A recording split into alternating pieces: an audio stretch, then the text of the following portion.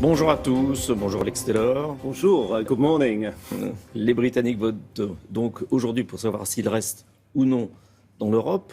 Vous suivez ça de très près et aucune, finalement, tendance ne se dégage vraiment. C'est vrai que jusqu'à il y a 2 semaines, le Remain, le fait de rester, avait le vent en poupe et c'était à toujours 3-4 points d'écart. Et depuis 2 semaines, le fait de partir a vraiment le vent en poupe. Donc il y a eu l'assassinat de la députée la semaine dernière qui a fait calmer un peu les esprits. Et on dit toujours dans un référendum, on l'a vu avec l'Écosse par exemple, il y a toujours un revirement vers le statu quo à la fin. Mais c'est pas le cas. Moi j'ai appelé hier. Là, c'est vraiment au coude à coude. Personne, à l'instant, à l'heure où je vous parle, n'est capable de dire si mon pays demain sera dans l'Union européenne ou pas.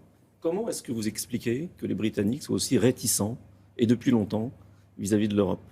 Une partie insulaire, une partie de notre histoire. Il faut savoir que les Britanniques ont toujours eu un peu l'impression que l'Europe leur doit quelque chose. Parce que nous, contrairement au reste de l'Europe, nous avons une très bonne expérience de la Seconde Guerre mondiale. Nous avons vaincu, nous n'avons pas été occupés.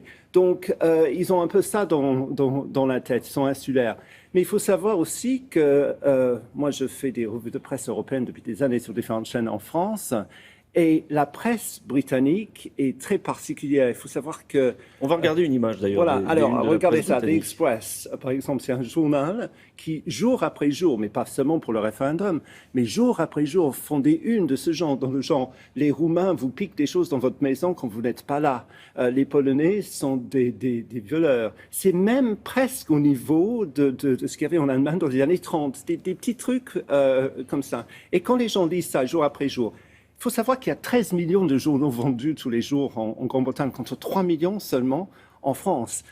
Et pratiquement tous les journaux sont contre l'Union européenne. Il n'y a que le Guardian, 300 000, et The Independent, qui maintenant ne paraît que sur le web, et le Mirror, donc c'est très minime par rapport à la vaste majorité de ces mastodontes comme The Sun, The Times, qui appartiennent à des manières de la presse. Vous savez, une citation... Et ça a vraiment joué ? Ça joue évidemment. Si vous lisez ça tous les jours depuis des années, que l'Europe est responsable de tous les maux possibles, de tout ce qui ne va pas, c'est l'Europe qui est la faute de ça.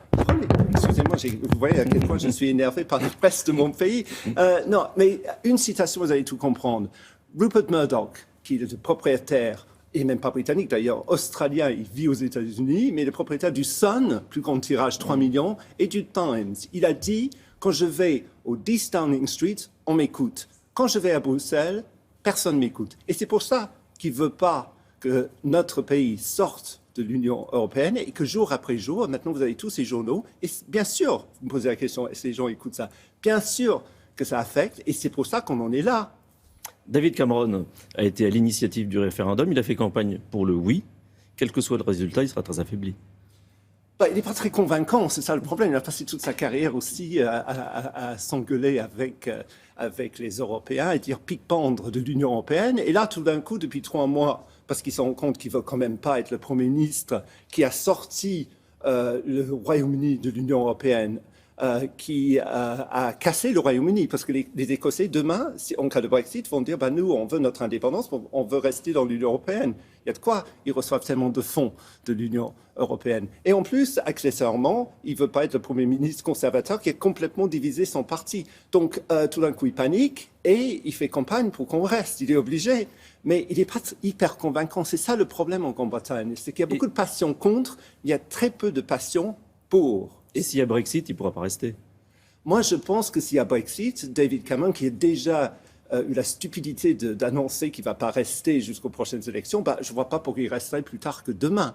Ça dépend un peu de la marge. Mais à mon avis, si le Brexit passe demain, David Cameron va annoncer sa démission demain. Je peux me tromper, mais moi, à sa place, je ne resterai pas pour avoir un parti qui est contre moi et un pays qui m'a désavoué. Prenez le général de Gaulle. Et donc, il démissionne. Et en plus, aussi, pour s'amuser demain, il va y avoir l'annonce du référendum sur l'indépendance de l'Écosse. Donc, les temps seront mouvementés, comme on dit. S'il y a Brexit, est-ce que les partisans de la sortie de l'Union européenne ont prévu quelque chose? Est-ce qu'il y a un plan? Non. Tout ce qu'ils ont dit dans la campagne, ils ont très bien. C'est la trumpisation de la politique. Parce qu'ils ont compris, Boris Johnson, qui d'ailleurs a hésité jusqu'au moment où il y a 3 mois, il fallait qu'il prenne sa décision. Il a fait un éditorial pour l'Europe, un autre éditorial contre. Et puis tout d'un coup, il s'est décidé, je vais faire campagne contre. Donc, ils n'ont pas de plan B. Est-ce qu'on sera dans le marché unique?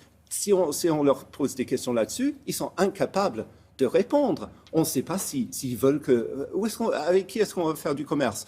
Impossible. Tout ce qu'ils disent, dans chaque phrase dans la campagne, et c'est pour ça que je vous parle de Trumpisation, ils agitent le drapeau en disant la Grande-Bretagne va redevenir grande. Great Britain will be great again. Ça veut dire quoi? Personne ne sait. C'est vide. Mais les gens qui ont tous les mécontentements de la Terre se disent ah oui, il faut voter pour eux. S'il y a Brexit, qu'est-ce qui se passe pour les ressortissants européens, et notamment français, qui habitent en Angleterre? Moi, je peux vous parler de l'autre cas parce que mais très franchement, je suis complètement stressé. Je ne dors pas, ça a l'air d'être rien du tout. Mais je vous promets, parce que demain, je serai peut-être plus un citoyen de l'Union européenne. Ça fait 37 ans que je vis dans votre pays, que je suis un ressortissant européen, que j'ai les mêmes droits que vous. Eh bien, si mon pays est assez stupide pour sortir de l'Union européenne demain, je perds peut-être mes droits d'être ici, de résidence, de travail. Pourquoi les Français continueraient à donner des droits de travail, les droits de sécurité sociale à des ressortissants d'un pays qui vient de quitter l'Union européenne? Donc, on est complètement stressé. Et en plus, est-ce que vous savez une chose, c'est qu'on n'a pas le droit de vote. On n'a même pas le droit de vote dans un référendum. C'est-à-dire que vous ne voterez pas?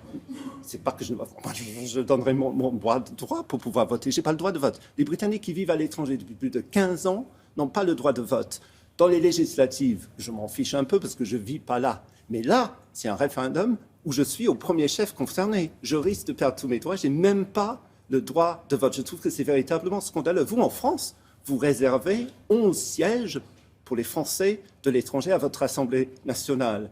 Nous, on est un peu considérés comme les traîtres. Et ça, je me suis vraiment rendu compte de ça. J'ai réussi à faire paraître un article dans The Telegraph, un journal europhobe. C'était vraiment un peu la mouletta dans la corrida pour le publier là. Mais j'ai attiré les foudres de mes compatriotes qui m'ont traité de tous les noms de la terre. Parce qu'en fait, on nous voit, nous, comme des traîtres qui ont quitté le pays. Et ça, je me suis vraiment rendu compte. Donc j'espère de toutes mes forces que le Brexit ne passera pas. Et je pense que ce sera une très mauvaise chose. Et très franchement, autant je suis fier de ce que mon pays a pu faire dans la Seconde Guerre mondiale pour l'Europe. C'était vraiment un bastion de liberté et de démocratie. Là, j'aurais honte que c'est mon pays qui a donné le top pour le démantèlement peut-être de l'Europe telle qu'on la connaît maintenant. Merci, Alex Taylor.